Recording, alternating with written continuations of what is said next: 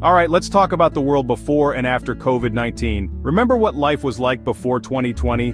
You could hop on a plane, shake a stranger's hand, see a packed stadium, and not even think twice about it. Then, out of nowhere, the world hit pause.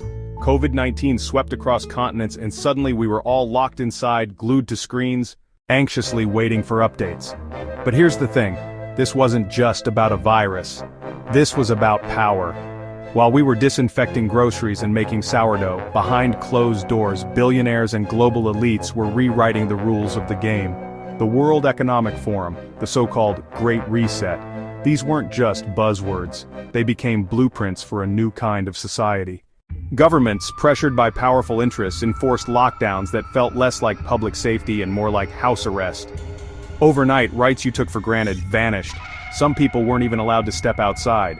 Mandatory screenings, digital passports, tracking apps, tools that were supposed to protect us, suddenly became tools to control us.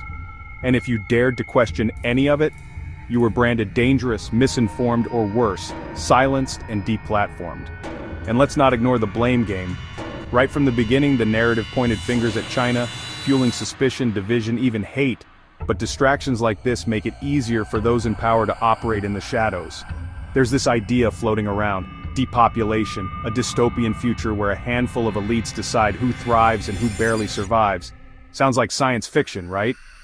But look around. Rising surveillance, shrinking freedoms, growing inequality. It's not just about safety anymore. It's about reshaping society itself, from how we work, to what we're allowed to say, to how much privacy we really have left.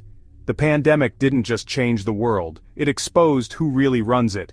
Those who challenged the new order, marginalized, labeled, sometimes even oppressed. So what do we do with all this? Stay curious, ask questions, look beyond the headlines and the hashtags. The future isn't set in stone, and no amount of billionaire influence can keep us from demanding the truth, because in the end, it's our world too.